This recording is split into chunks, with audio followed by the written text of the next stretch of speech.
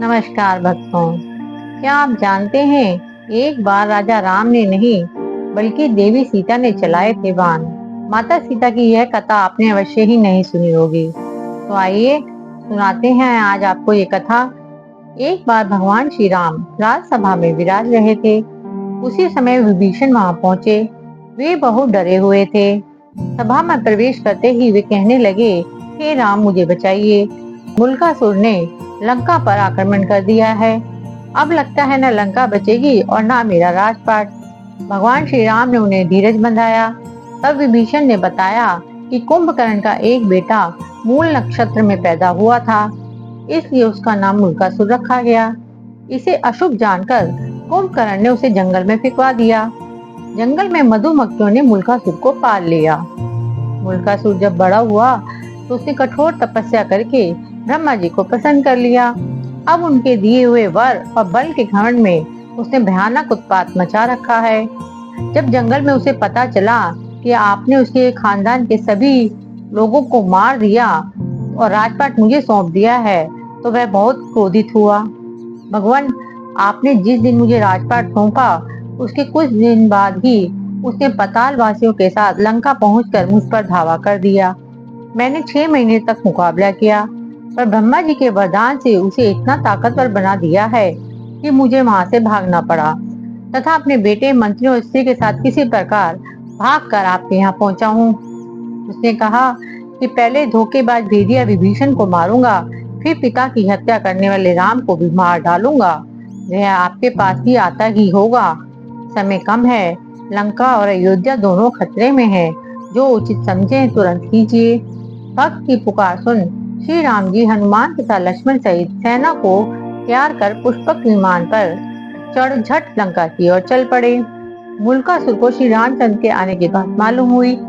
वह भी सैन्य लेकर लड़ने के लिए लंका के बाहर आ डटा। भयानक युद्ध छिड़ गया। 7 दिनों तक घोर युद्ध होता रहा। मुल्कासुर भगवान श्री राम की सेना पर अकेले ही भारी पड़ रहा था। अयोध्या से सुमंत्र आदि सभी मंत्री भी वहां पहुंचे।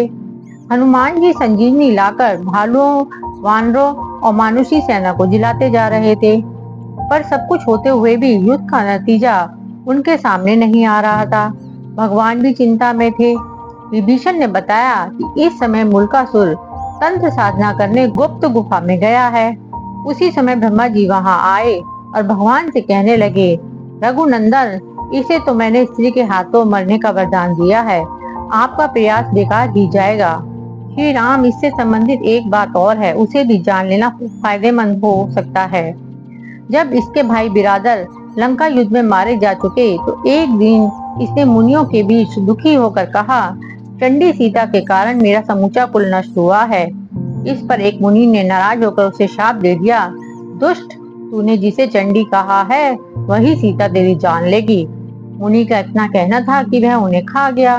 बाकी मुनि उसके डर से चुपचाप वहां से खिसक गए। तो हे राम, अब कोई दूसरा उपाय नहीं है। अब तो केवल सीता ही इसका वध कर सकती हैं। आप उन्हें यहाँ बुलवाकर इसका वध करवाइए। इतना कहकर ब्रह्मा जी चले गए। भगवान श्री राम ने हनुमान जी और गरुड़ को तुरंत पुष्पक विमान से सीता जी को लाने के लिए भेजा। इधर देवी सीता देवी देवताओं की मनौती मनाती, तुलसी, शिव प्रतिमा, पीपल आदि की फेरे लगाती, ब्राह्मणों से पूजा जप तप करवाती, दुर्गा जी की पूजा करती और कि विजय श्री राम शीघ्र लौटे। तभी गरुड़ और हनुमान जी उनके पास पहुंचे। पति के संदेश को सुनकर सीता जी तुरंत चल दी।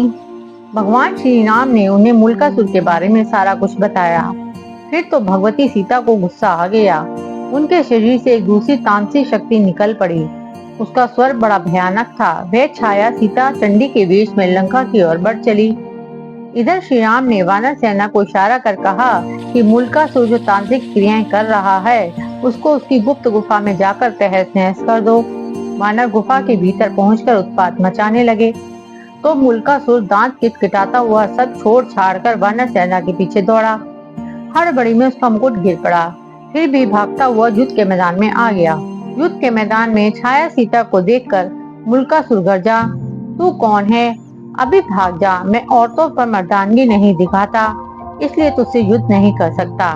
छाया सीता भी भीषण आवाज करते हुए बोली, मैं तुम्हारी मौत चंडी हूँ। तूने मेरा पक्ष लेने वाले मुनियों और ब्राह्मणों को खा डाला था। अब मैं तुम्हें मारकर उसका बदला चुकाऊंगी। इतना कहकर छाया सीता ने मुल्कासुर पर 5 बाण चलाए। मुल्कासुर ने भी जवाब में बाण चलाए।